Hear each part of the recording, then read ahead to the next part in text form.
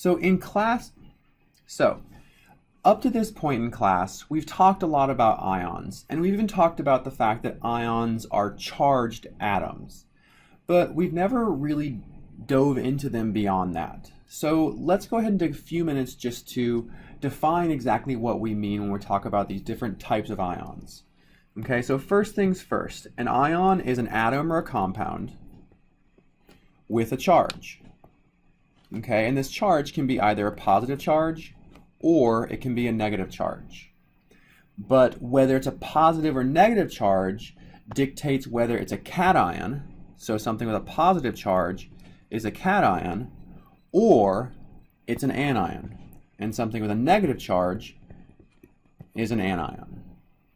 Okay, so what we're going to do now is we're going to think about how we can predict the charge on atoms if they create stable ions. Okay, and this has everything to do with their electron configurations and our stable electron configurations.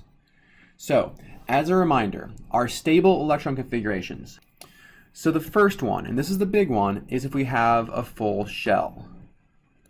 Okay, and this really translates into, for our purposes, of having a noble gas electron configuration.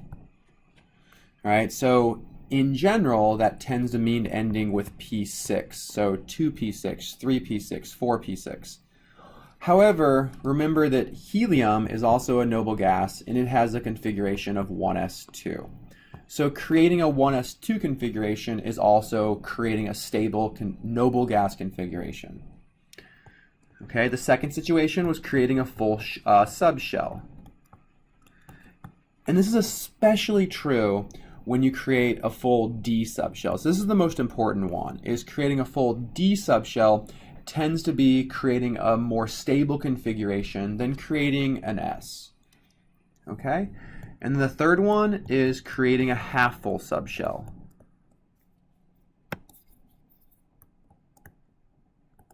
And again, the D here is kind of the more important key. Creating a half-full D subshell is really stable for ions. Okay, so let's spend the rest of the time in this video focusing in on the ones that are simple to predict. So these are going to be the ones that form noble gas configurations. And then in the next video, we'll kind of dig a little bit deeper and see how these two pieces can become really important to help us predict the charge on transition metal cations. All right, so let's start with something like lithium. Okay, so lithium has an electron configuration of 1s2, 2s1, right? And as I mentioned, our goal here is to create the electron configuration of a noble gas. So what I want you to note here is that 1s2 is the electron configuration of helium. So if we were to remove this one electron from lithium, then we would create a lithium plus 1 cation that has a configuration of 1s2. And this is the configuration of helium.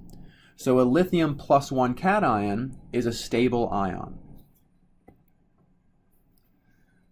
Let's think about beryllium. So beryllium is 1s2, 2s2. Okay, so just like we saw with lithium, 1s2 is the configuration of helium. So if we can remove these two electrons from beryllium and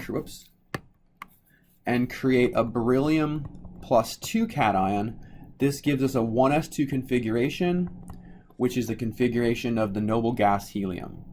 So beryllium will form a plus 2 cation.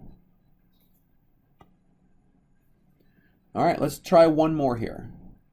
So boron is 1s2, 2s2, 2p1. So just like we saw before, here is the helium configuration. So if we can remove these 3 electrons from boron to create a boron plus 3 cation, we'll have the noble gas configuration of helium. So boron can form a stable plus 3 cation. Okay, so if we were to go through this exercise with anything in the periodic table below lithium, everything below lithium, we can always remove one s electron to create a noble gas. So everything below lithium will become a +1. The same thing goes with everything below beryllium. All of those atoms, we can remove 2 electrons to make a noble gas. So everything below beryllium is +2. Everything below boron can be stable at +3. So let's look at the periodic table and see why. Okay, so we see column number 1 here. All right, so the idea is everything here ends with S1. So if we remove this outer S1 electron, we become a +1 ion, and that's stable. Everything under beryllium ends with S2. If we remove these S2, we become a +2. Everything below boron, right? So here we have S2P1. So removing 3 gives us +3. Okay? Things below carbon tend to be fairly special. So carbon doesn't form an ion very commonly. So let's focus our attention on nitrogen, oxygen, and fluorine now. Okay, so nitrogen has a configuration of 1s2, 2s2, 2p3. So just like we saw with the 3 atoms before, we have a noble gas configuration of helium in 1s2. But to create a nitrogen +5 cation, we'd have to remove 5 electrons, and that's hard. Removing 5 electrons is hard. So instead, what if we were to actually add 3 electrons? If we were to add 3 electrons, we would have 1s2, 2s2, 2p6, and now this is the electron configuration of the noble gas neon. So adding 3 electrons to nitrogen gives us a nitrogen -3 ion, which is stable. Oxygen is 1s2, 2s2, 2p4. So if we added 2 electrons to oxygen, we would get oxygen -2, which has a configuration of 1s2, 2s2, 2p6. This is the configuration of neon, ends with P6, and it's stable. And finally, fluorine. So fluorine has a configuration of 1s2, 2s2, 2p5.